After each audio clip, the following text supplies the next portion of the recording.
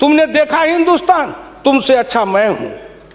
उस दिन मुझे लगा कि इस हिंदुस्तान के बड़े लोगों के कुत्ते भी मुझसे अच्छी जिंदगी जी के रहे हैं और मुझे उस जिंदगी से भी बदतर जिंदगी जिलाने वाले कोई नहीं है, आप हैं। राज किया है आपने। मैं आंदोलन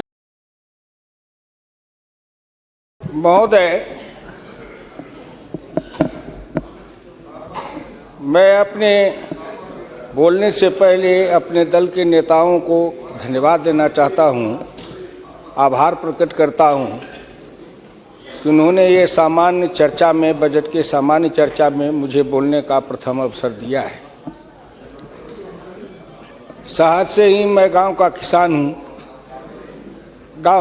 गांव में पैदा लिया, गांव में पला, गांव में बढ़ा। किसी तरह से राजनीति के धारा में चलते चलते यहाँ तक मैं पहुँच गया। लेकिन जब कभी मैं खड़ा होता हूँ तो मेरी नज़र वहीं रहती है। चौधरी चरण सिंह जब भारत के प्रधानमंत्री बने तब भी उन्होंने मुझे एक बार कहा था कि हुकुमचंद, भारत का प्रधानमंत्री हूँ, लेकिन दिन में एक बार मेरी नज़र अपने गांव में चली जाती है। वही कच्ची दीवार, फूस का छप्पर, वही कच्चा कुआं, वही गाय, वही भैंस, वही बकरी, वही ज्वार, वही बाजरा।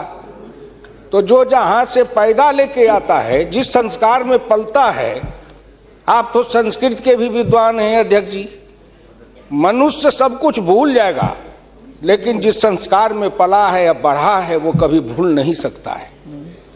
तो मैं तो उसी संस्कार में पला हूँ, बढ़ा हूँ। मैंने गोबर देखा, मैंने बकरी की गिनती की, मैंने भैंस की गिनती की। अब संजोग से लोकसभा में आया हूँ तो वो आंकड़े की गिनती करनी पड़ती है। Fiscal deficit, revenue deficit. अब मेरे जैसा आदमी उसमें उलझ जाता है कि बकरी गिनूं कि भैंस गिनूं कि डिफिसिट गिनूं। यहाँ आके डेफिसिट गिनो, वहाँ बाद में गिनो। और हम तो केवल वही खोजते हैं। जैसे युद्ध के बाद, सीता माता के साथ युद्ध जीतने के बाद, लंका विजय के बाद, जब बानर भालू के बीच में मणि की माला वितरित की जा रही थी तो वो सब दाने को तोड़ तोड़ के बंदर देख रहे थे। सब हंस पड़े बड़े लोग कि आखिर बंदर बंदर तो है, ये माले क्यों तोड़ रहा है। पूछा कि तुम इस दाने को क्यों तोड़ रहे हो?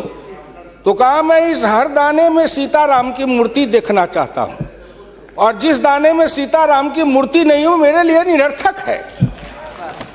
तो मैं तो बजट के हर पन्ना को पढ़ता हूँ तो देखता हूँ इसमें किसान कहाँ है, इसमें मजदूर कहाँ है, इसमें गांव कहाँ है, इसमें हमारे गाय भैंस के चारा दाना का कुछ है कि नहीं है, इसमें मेरे गांव की जो गरीब औरतें हैं जो खेत में काम करती हैं, पसीना बहाती हैं, मिट्टी पानी में सड़ती हैं, उनके शरीर से बदबू निकलता है।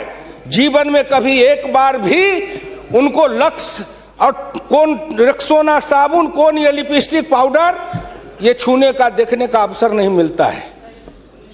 क्या उसकी दुनिया को इन्होंने देखा था? मैं उन्हीं से पूछना चाहता हूं। अब तो बड़ी बड़ी बात करते हो, आगे दिन पीछे गए, गुरु से किया न है तब पछतावा होत क्या, चिड़िया चुग गई खेत।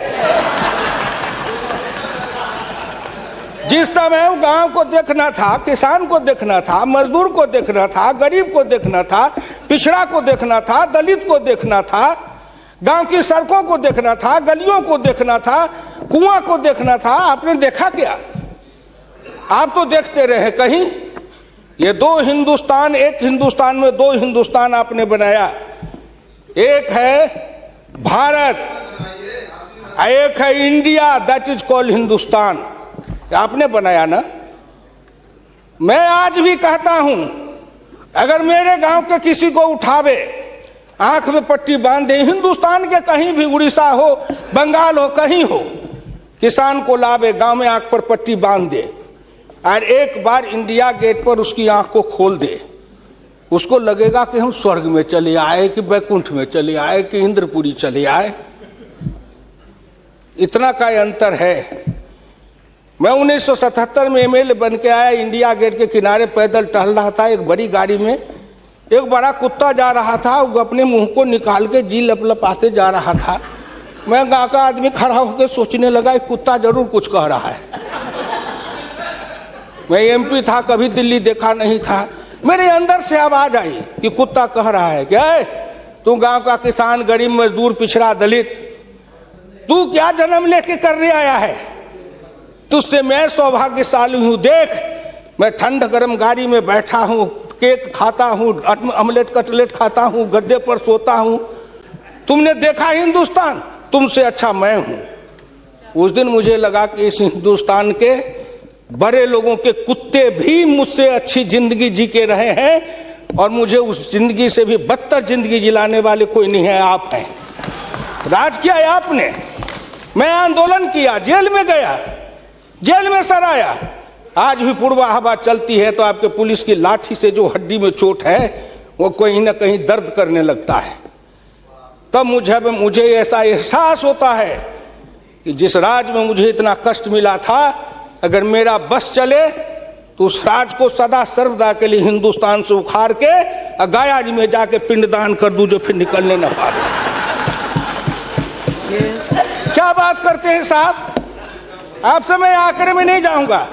आप योजना आयोग की बात कर रहे थे। मैं अपने गुरु डॉक्टर लोहिया की बात को आपके सामने मैं दिखाना चाहूंगा। मैं नहीं बोलता, मुझे तो उन्होंने दृष्टि दी थी।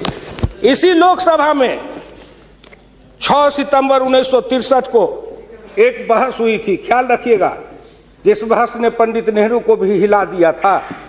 वो बहस थी 3 आना बनाम 15 आना का। लोहिया ने कहा था, मैंने 27 करोड़ हिंदुस्तान के लिए 3 आने रोज की आमदनी कही, प्रधानमंत्री ने 15 आने रोज की और योजना मंत्री ने 7.5 आने रोज की। अब प्रधानमंत्री और योजना मंत्री आपस में निपट लेंगे कि दोनों में कौन सही है। यही आंकड़े हैं योजना आयोग के। प्रधानमंत्री का 15 आना, योजना आयोग के मंत्री का है 7.5 आना। जिस योजना आयोग को यह भी नहीं पता 15 आना सही कि 7.5 आना सही, प्रधानमंत्री सही कि योजना मंत्री सही, उसी योजना आयोग को सर पर ढोते रहो। जो दर्शन करना चाहिए तो दर्पण माजत रहिए, दर्पण में लगा काई तो दरस कहां से पाई। क्या बात करते हैं साहब? इस हिंदुस्तान में अगर किसी का, मैं प्रधानमंत्री जी बैठे हैं, मैं भुक्तभोगी हूं, जिस रोग से मैं पीड़ित हूं, कहीं ना कहीं उस रोग से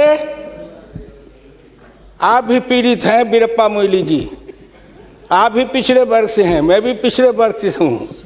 का दुख जाने दुखिया की, का दुख जाने दुखिया माए, जाके पैर न फटे बीमारी, सोका जाने पीर पड़ाई। आपके मल्लिका अर्जुन जी भी उसी दलित समाज से हैं। आपने सामाजिक पीड़ा को झेला नहीं है, भोगा नहीं है। इस हिंदुस्तान में अगर सबसे बड़ा कारण और सबसे बड़ी चीज अगर रही है सनातन काल से, तो वह हिंदुस्तान की जाति प्रथा। उस जाति प्रथा के कारण क्या क्या नहीं भोगा हमने, और क्या नहीं भोगते हैं। अभी अभी चुनाव हो रहा था, श्री नरेंद्र मोदी जी के लिए कोई कह रहा था, मेरे ऑफिस के आगे चाय की दुकान खुलवा देते हैं, फुटपाथ पर जाओ चाय की दुकान के लिए दुकान दे देते हैं, और कुछ कहने के लिए नहीं मिलता है लोगों को। नहीं मिलता है क्या? क्यों उपहास करते हो? मैं लोकसभा में हूं, अगर कोई कहे, शरद यादव गए थे चुनाव लड़ने के लिए अमेठी में, लोकदल से नारा लगा था, शरद यादव वापस जाओ, लाठी लेके भैंस चराओ। कर्पूरी ठाकुर जैसा नाई का बेटा गरीब, जिसके नेतृत्व में बिहार में इतना परिवर्तन किया, वो बिहार का मुख्यमंत्री बना, 27% आरक्षण दिया, हाई स्कूल तक फीस माफ किया, मिडिल स्कूल तक फीस माफ किया, 5 एकड़ से मलगुजारी माफ किया। और कर्पूरी ठाकुर के लिए नारा लगा था, कर्पूरी ठाकुर दिल्ली जाओ, छुड़ा लेके सैलून खोलो। क्या क्या नहीं सहा हूं, क्या क्या नहीं देखा हूं। इसलिए दिल के अंदर वो दर्द और पीड़ा है। क्या फिर कहीं ना कहीं मुझे यह भी लगता है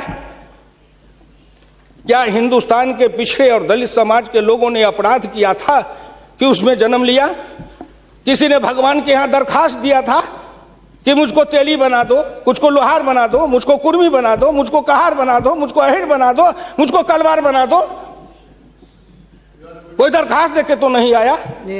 आज वित्त मंत्री जी को धन्यवाद देगा, प्रधानमंत्री को, कि उन्होंने बजट में कुछ ऐसी योजनाएं बनाई है जिससे हिंदुस्तान के जाति प्रथा के बंधन को ढीला करने का अवसर मिलेगा।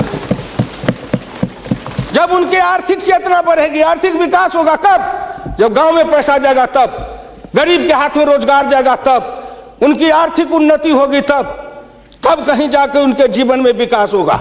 आपने सोचा कि गांव का विकास कैसे होगा? क्या प्रधानमंत्री ग्रामीण सिंचाई योजना कोई मामूली है?